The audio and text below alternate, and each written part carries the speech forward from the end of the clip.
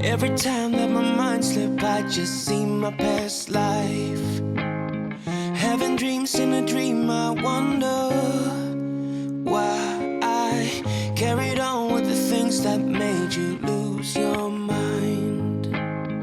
There's no way I can undo what I've done. Can we be strangers again? Start fresh like a morning. What's so bad about that? So why won't you follow? Why won't you follow me home? I know I can't make you mine. Yes, I ran out of time. There's no hope for me. I fell down the bottom, so I fell down way deep. But if I can't have the real you, then let me make a 3D print of you.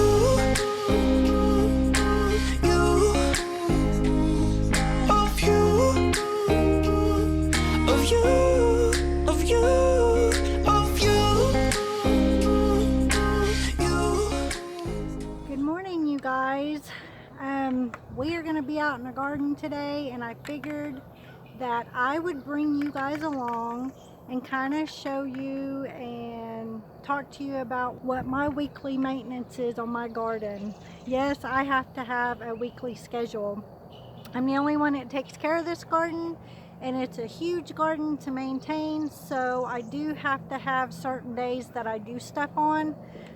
Yesterday was Friday, and I did do my weekly weed eating and mowing. I didn't record that. Everybody knows how to weed eat and mow. But I do want to talk to you about some things that I use in my garden to make it a lot easier on me to maintain and keep up with the weeds and stuff like that. The first thing that I do recommend that you have in your garden is you're going to need a hoe. And everybody knows it's just a regular old hoe. As I do have some spots that I don't have mulch or black plastic that I need to kind of weed around. It just makes it a lot easier on me. And then I have a broom. And the reason I have a broom is because when I mow and weed eat around my in-ground raised beds, the grass gets on there, and unless it's going to rain or it's windy, I sweep it off because I don't want any of the grass that have maybe went to seed to maybe drop seeds on my black plastic, because they can root and they can grow on the black plastic. The next thing that I have found that helps me tremendously in the garden is I have found these weeding gloves, and they just have these little plastic things, and I'll show you how I use these, and these make my life so much easier in my raised beds and getting around some of the plants and stuff. I do have a little rake that I use in there, but sometimes it's hard to get around some of those plants. Everybody knows a pair of gloves. So let me bring you around and start showing you what I do on a weekly basis. This is Saturday. Usually Saturday is my biggest day to be in the garden, pruning and cleaning up and weeding, and then just really enjoying it. Oh, and one other thing that I did just get to help with my tomatoes is I got this thing right here, and it fits right on your pocket, and I'll show you how to use it. But it is Velcro strap, so it's going to be good for my tomatoes and my peppers when I go to stake them up. So let's get going in the garden, and I'll show you what I do on a weekly basis to maintain and the maintenance on my garden. Alright, you guys, I am at my Roma bed, and I haven't pruned these back, so they're getting really bushy. So I'm going to set you up and show you how I prune them, and kind of give you a little bit of an explanation on why and how I prune them. I do have a video that I did last year that was way more in depth, showing you how I prune my tomatoes and why I prune them that way. So I'll link it down below in the description. That way you guys can go check it out, and maybe that will help you a lot more than this, because this isn't going to be very descriptive. So let's get set up and get to pruning these tomatoes and getting them staked up. You guys, we're right here by our tomatoes, and I kind of want to show you what I do on like your paste tomatoes. A lot of people usually use determinate tomatoes like Romas, Hungarian Heart, Celebrity, and stuff like that. So on these, I don't really prune the suckers. I leave them there because determinate tomatoes, they just produce a determined amount of tomatoes all at once in the season, and then they're done. Indeterminate tomatoes, they produce tomatoes throughout the entire season. So those are the ones that get really big, and you want to kind of keep them pruned up to where they don't get out of hand. So with these, I'm just going to be trimming up the leaves and leaving like most of the suckers. Some of them I may take off just because if it's too low down on the stem, and I know that it may be inviting some diseases because it's going to get blight and stuff, I may trim them back. But most of the time on my determinate tomatoes, I do leave most of the suckers because I want as many tomatoes as I can get from that plant throughout the season. So let me set you up and kind of show you how I'm going to prune my determinate tomatoes. My indeterminate tomatoes, I do a little bit different, like I said, to keep them in check to where they're manageable and they don't get too big. On this plant right here, you can see I've got a sucker because it has a new grow head. That's why you call them suckers, but it's really low down on the ground. So I am going to be snipping this off just because I don't want it to be inviting a disease and stuff like that. As you can tell on this leaf down here, it's already kind of showing some signs of some issues. So I want to get rid of all that. But when you have these suckers, as you can tell, let's see if I can get you in there. You'll have a leaf stem, and then you'll have the main stem right here, and then you'll have between the main stem and the leaf, you'll have these little plants. These are the suckers, and these grow new grow heads, and they'll bush out and put on more tomatoes, and those I'll leave on my determinate most of the time. So right here I'm just going to come and I'm going to cut the leaf off. This one right here, this is also a sucker. So, and it's pretty low down. So I am going to cut this one off just because probably about, on my determinates, I'll go up about 2 inches, and then after that I'll let it bush. So this one is within that 2-inch mark, so I'm going to cut it back. And then if you'll see right here,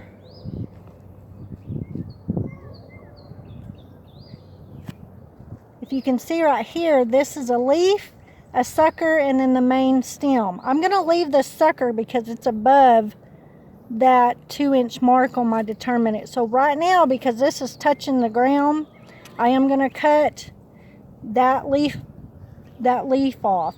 Now when you have these big ones up here, you want to keep them, but if you see it, it's touching the ground, and I really don't want that touching the ground. So on my leaves like that, I'll just come up and trim them up to where they are not touching, the ground. So I don't know if you can see, like I'm trying to make it kind of bare down here where the water don't splash up and get on the leaves. So this leaf I'm going to cut off. And then this one's a little leggy, so I'm just going to trim it up. And then this one over here is touching the ground. See, it's touching. So I am going to come over here and just trim that leaf up. And then this is a good time to come in here and pull any weeds that is around the tomato. I don't know if you can see now that it's got good airflow, and then I'm letting this all bush. And probably about this time on my determinate tomatoes, I won't be pruning back any more suckers. I'll just let them bush. Now once they start touching, I will keep the leaves pruned back. That way they have good airflow and they're not going to be getting blight or anything like that. So I'm going to set you guys up as I finish this up, and hopefully we will get these all staked and stuff. And as you can tell, they are getting to the point to where I can start attaching them to the cattle panels.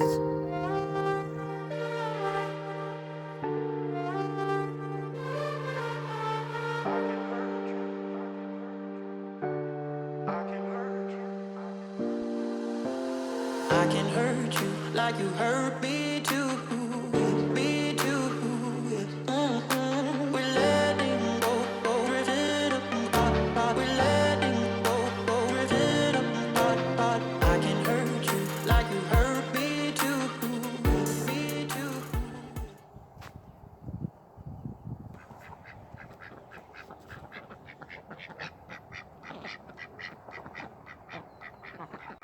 Alright, you guys, we got these tomatoes trimmed up, and I'm gonna kind of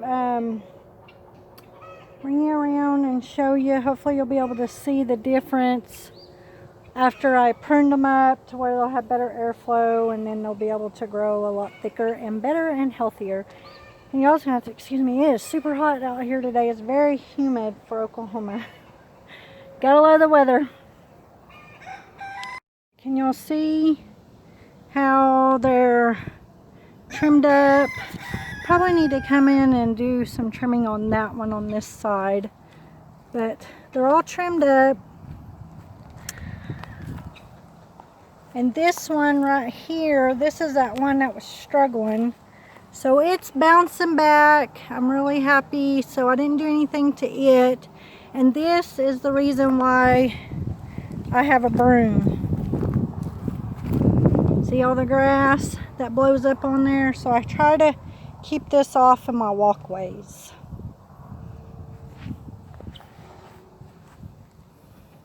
I do need to trim that one up just a little bit, but way better.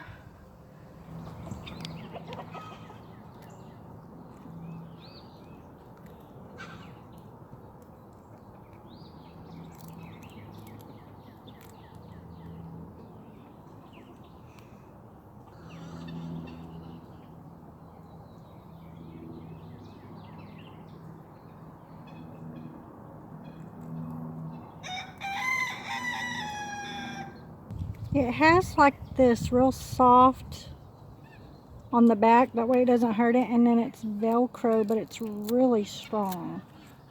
This stuff is amazing. Alright, now we are on my slicer tomatoes, which are a indeterminate variety.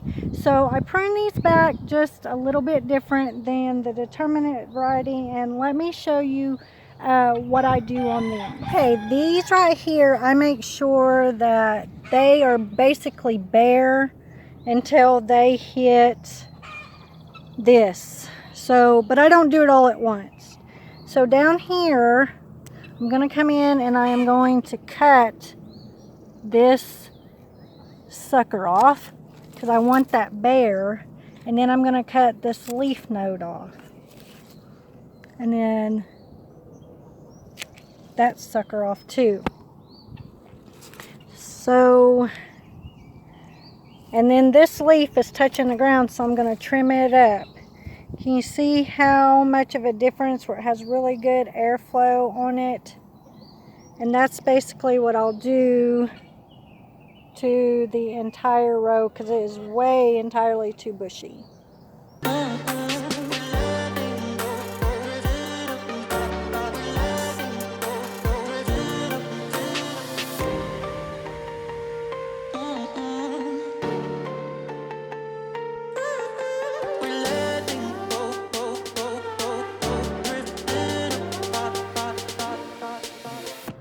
You guys, we are done with this row of tomatoes. I know some of it looked like it was a dramatic prune, but they will bounce back and they will be a lot more healthier. So I don't do this every single week. I mean, I look at them every week, but it may be every other week that I do hard prunings. Other than that, they're really easy to maintain if you do it on a regular basis. Some people prune their tomatoes to one stem. I've done that in the past, but what I do is I let them stay a little bushy, and then when they get to the bottom of the trellis, then I kind of let them bush out like maybe 3, 4, just depending on what type of tomato it is that I'll let it bush. But until then, I kind of keep them pruned up, and then when these get taller, they will be completely bare from the bottom of the trellis down to the ground. That just helps with airflow and helps keep down the disease and blight and stuff like that. So, well, you guys, it is Saturday. When I left you last, I was finishing up pruning my tomatoes. I kind of had to get distracted on my Saturday to-do list in the garden because my sister came in from Arkansas and I wanted to spend some time with her for Memorial Day. She actually came in Friday night, so I didn't get to see her until Saturday, but that's okay because we had a lot of fun. Anyways, I need to come in and I need to finish up one of the beds that I had started working on, and I can show you how those glove with claws help in the garden. And then actually Sunday is the day that I fertilize my flowers, and I don't fertilize all my vegetables every week because really honestly I can't afford the fertilizer to do weekly as big as my garden is. So I just walk around, and the ones that may look like they need to be fed, then that is the row that I will fertilize that week. So I try to pick at least 1 to 2 rows or beds that need to be fertilized, but my flowers that are on the fence line get fed weekly because they are heavy feeders. Alright, you guys, we are going to get into my sweet potato bed because I see some grass growing up, and so I like to keep my beds pretty tidy, and it's like a weekly day. It's actually a daily chore because I can't do all this in one day. So usually what I try to do is I pick one bed, depending on how bad it is, I'll do 1 to 2 beds and just kind of weed and get the grass out of it, because it doesn't matter how great you are or what kind of system that you have for your garden, nobody can ever be 100% weedless. So this is what I'm going to do is I use my little claw gloves, and these make it so much easier. And I'll link a link to it in Amazon where I got these in the description down below if you are interested in checking them out. Right, here is some grass, and then I just scratch it like this. See how easy that just brings it, and then when they're kind of, you can just pick them up. I love these things. They make it so much easier.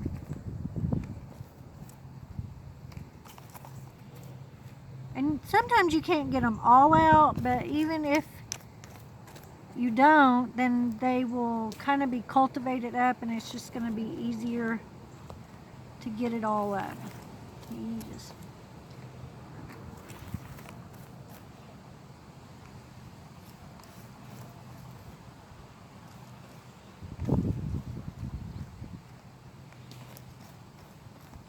so much easier than pulling them. It just loosens them up where you can just get them out of there.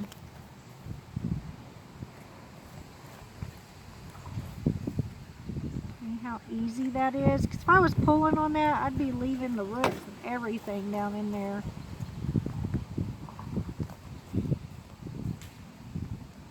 That's how easy it is. I love these things.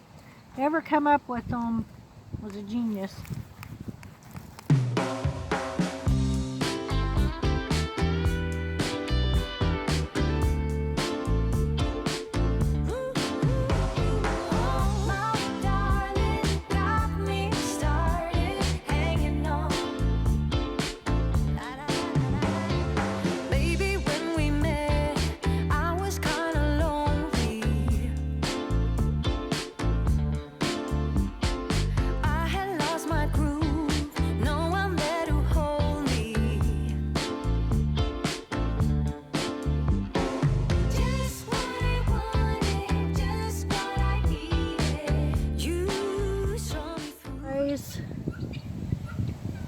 it is done, and it probably took me, what, maybe 15 minutes at the most to do that whole bed. Now, granted, there's not a whole lot to do in this bed or get around, so it was a little bit easier. But when we go to do these beds, which I'll work on that one tomorrow, all them other ones I have pretty much weeded throughout the week, so they're not that bad.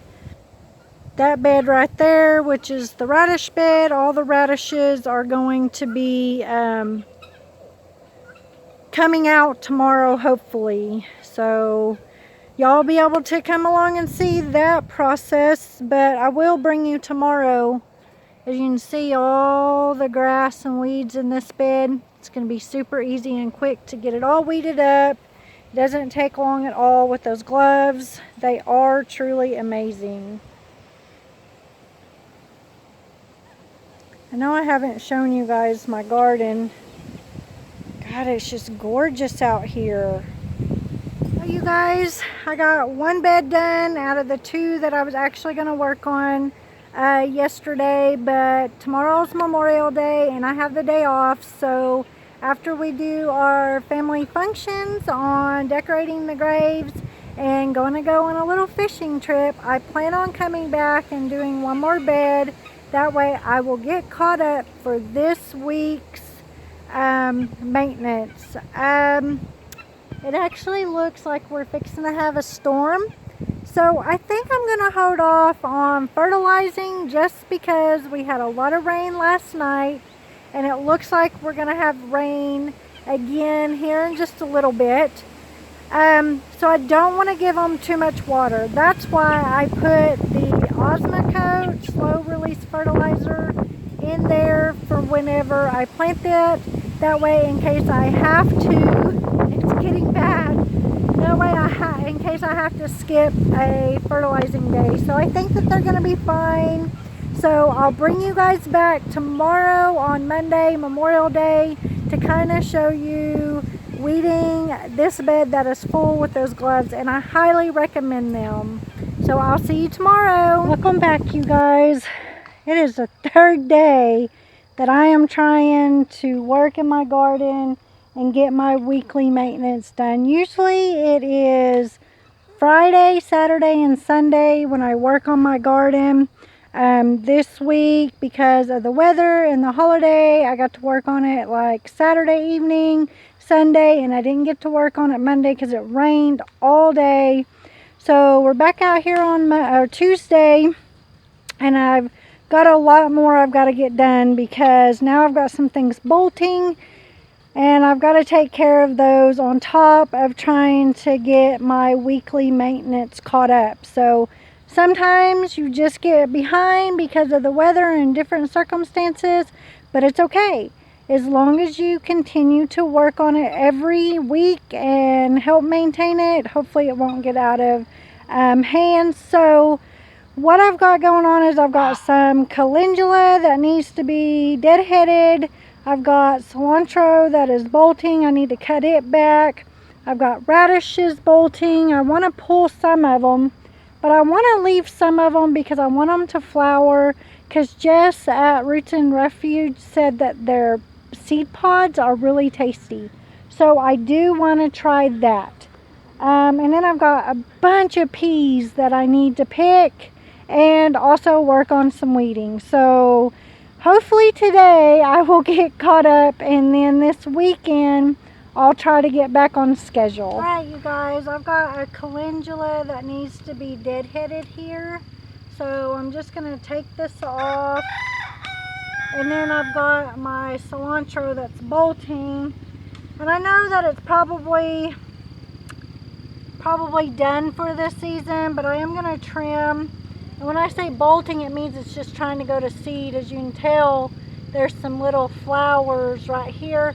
So what I do is I find the flower stalks and then I just cut them all the way off.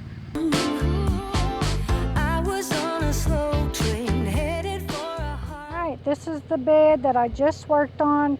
Right there is purple sweet alyssum. I have lemon balm, chamomile, There is parsley, calendula, which is so beautiful. And then we just cut back the cilantro, and then I have the dill. All right, you guys, the next bed that I'm going to work on is going to be my radish bed. This bed right here, as you can tell, is going to seed, so I really need to work on them. I'm going to leave a bunch of them because, like I said, Jess at Roots and Refuge said that the seed pods are really tasty, so I am going to try. That way I can just prolong my harvest out of this bed, because I'm not for sure with us going into the summer months what I can plant behind this that will be quick producing or maybe get us a harvest quickly. So if you guys have any ideas what I can come back and plant behind them, I would love to know. I don't think I can do any more radishes because I just think it's getting entirely too hot. So just leave me a comment down below and let me know what would you plant behind these radishes, since I've got pretty much everything else in my garden. Alright, I think what I'm going to do is I'm just going to clean out this back row and trying to clean it up right here. That way if it drops seeds, it doesn't drop it in the ground, which really I don't care if it does. But I think my chickens and my ducks and geese are going to have an amazing dinner tonight.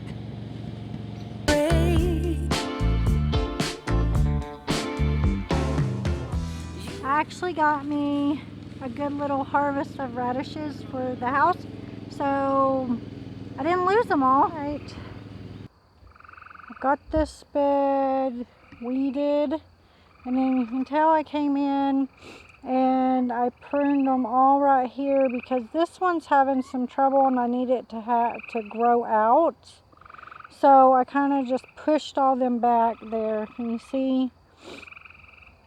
Just where it can have some room to grow. But look at this. This is my blue salvia, y'all. Isn't it beautiful? This bed is really filling in. Gorgeous. All of them are. Look.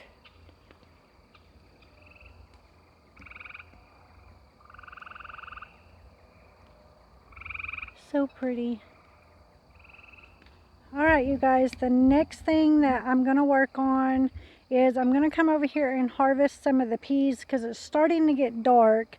And then after I harvest the peas, I'm going to tie up some of my tomatoes because they have just sprouted up and now they're laying over the ones I didn't get to trellis up. So I'm going to take you to pick peas, and then we're going to trellis the tomatoes, and then we're going to be caught up, I think, for the week, because I kind of been walking around weeding as I go, and that's usually what I do. I'm down in my garden every single day.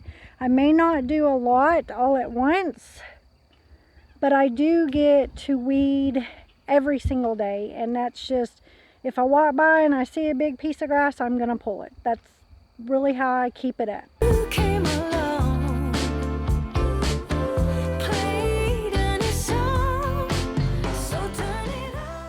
I got me a pretty good harvest for today. I'm gonna stop because my lights are all fixing to come on that I've got on this trellis and in the garden, because I wanted to kind of show you guys that. But before that, we still need to go tie up the tomatoes really quick, and then we're gonna get to sit back and enjoy the garden at nighttime. Don't ever stop. It's how you do the things you do. And I don't mind. Just take your time. I'll let you do the things. This is our sitting area every night when we kind of relax from the garden. This is all lit up. And walk with me. Trying to see the effect. See?